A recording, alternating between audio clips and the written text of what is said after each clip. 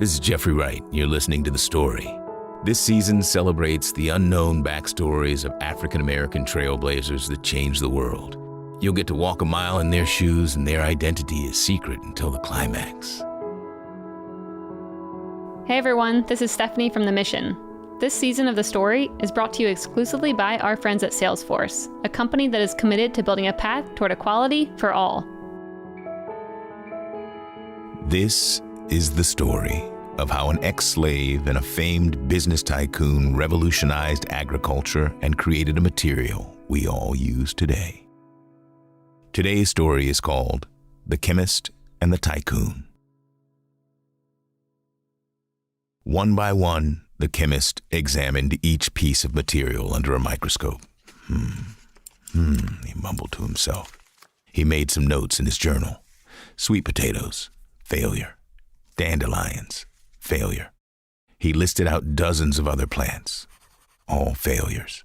The chemist leaned back from the microscope with a sigh. He'd been at this for months without any success and was starting to wonder if what he and his business partner were attempting was even possible.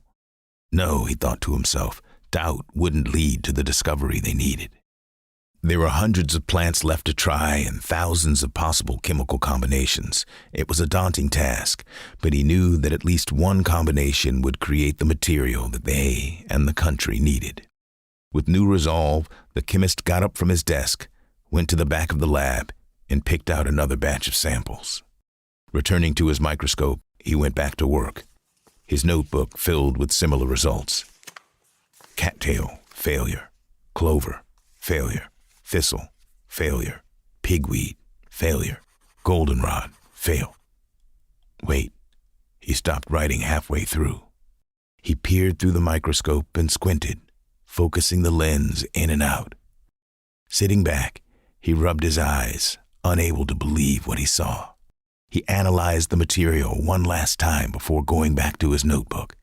Shaking from excitement, he crossed out the half-written word and replaced it with the word success. A grin spread across his face. His persistence had paid off. 70 years earlier, toward the end of the Civil War, the man was born into a slave family in Missouri.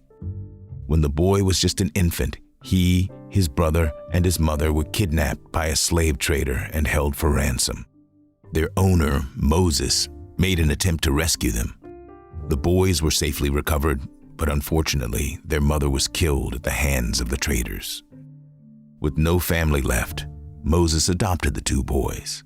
When the Civil War ended, Moses and his wife continued to raise them. They were well cared for, and Moses taught them how to read and write. The young boy was bright and loved scholarly work, but he never wanted to focus on studying. Instead, he spent his time working with plants and experiments. The kitchen and garden overflowed with his tests and concoctions. He experimented with alternative growing methods and natural fertilizers. By age 8, his neighbors referred to him as the plant doctor, some even asking for farming advice and fertilizer recommendations. At 11, his adoptive parents insisted that he pursue a formal education. The boy enrolled in a nearby school, but he didn't last long. From day one, he was dissatisfied with the teachers, the subjects, and the other students. He wanted to spend all of his time in the garden, but schoolwork made that impossible. He dropped out. He was still just a boy when he struck out on his own, heading west to Kansas. There, he hopped from job to job and from school to school. Eventually, he earned his high school diploma and enrolled in college. The man was still disinterested in his schoolwork, but one of his professors saw that he was exceptionally intelligent. He heard about the man's amateur work in botany and encouraged him to continue his graduate studies. The man took the professor's advice and earned his bachelor's and master's degrees in agricultural science. He was offered a position as a teacher and researcher at the Tuskegee Institute, a vocational school for newly freed slaves. In a letter to the man, Booker T. Washington, the institute's founder, said, "I cannot offer you money, position, or fame. The first two you have. The last, from the position you now occupy, you will no doubt achieve. These things I now ask you to give up. I offer you in their place work, hard work. The task of bringing a people from degradation, poverty, and waste to full manhood. Your department exists only on paper, and your laboratory will have to be in your head.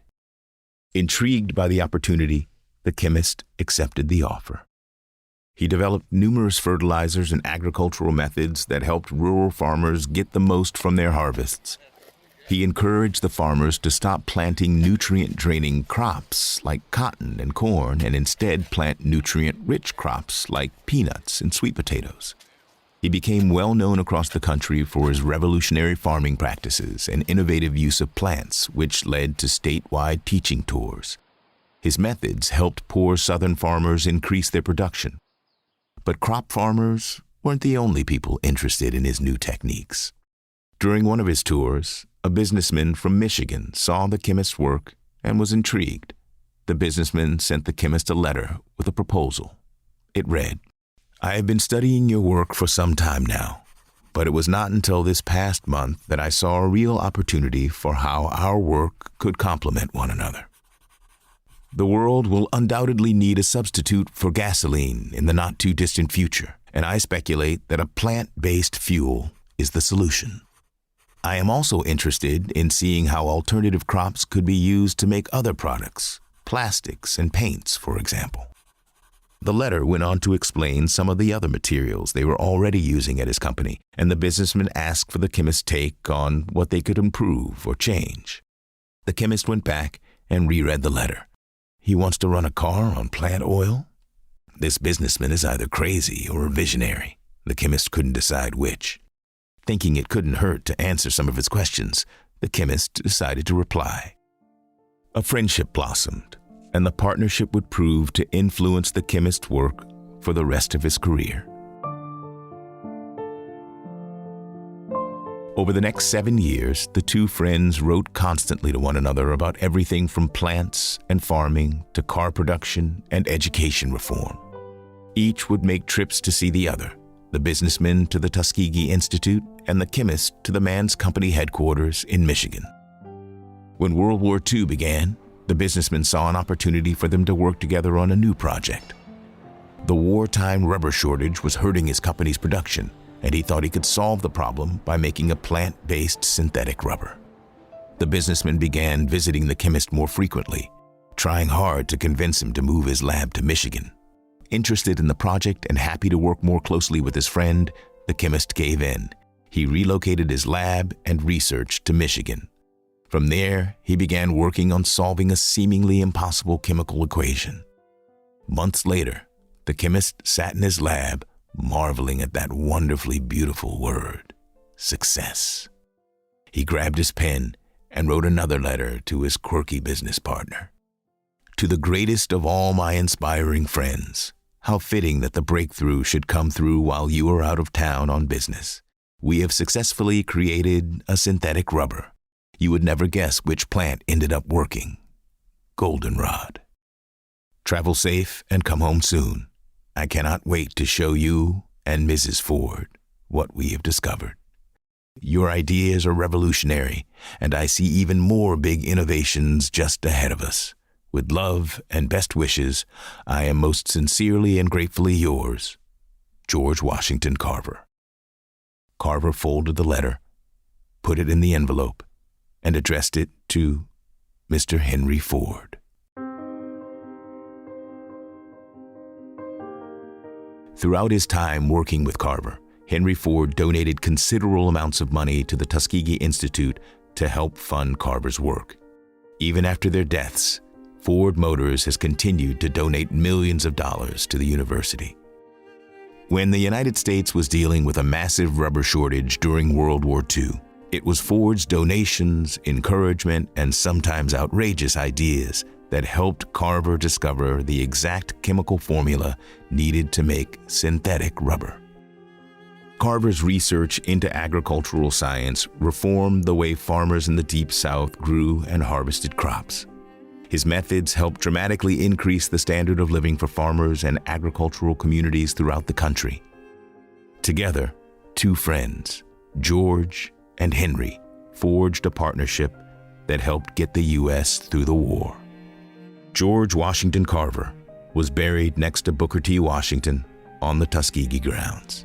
His epitaph reads, "He could have added fortune to fame, but caring for neither, he found happiness and honor in being helpful to the world."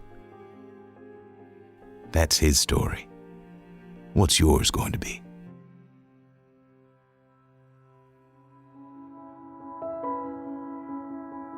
Thanks for listening to The Story. If you love this story and want more, tap subscribe to make sure you don't ever miss an episode. Thank you again to our presenting sponsor, Salesforce. Learn more about how they are creating a workplace where everyone can be their full, authentic selves by empowering employee resource groups like BOLDforce for Black employees and allies to lead the way as equality trailblazers.